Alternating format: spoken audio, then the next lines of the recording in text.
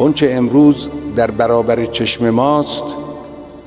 و هیچ انسان مطلع و هوشمندی نمیتواند آن را انکار کند آن است که اکنون اسلام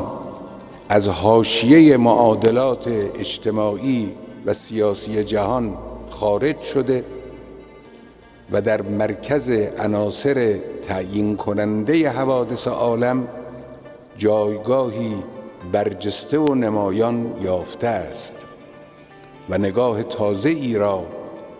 در عرصه زندگی و سیاست و حکومت و تحولات اجتماعی عرضه می کند و این در دنیای کنونی که پس از شکست کمونیسم و لیبرالیسم دچار خلأ عمیق فکری و نظری است پدیده‌ای مهم و پرمعنا به شمار می رود. این نخستین اثری است که حوادث سیاسی و انقلابی در شمال آفریقا و منطقه عربی در مقیاس جهانی بر جای گذاشته است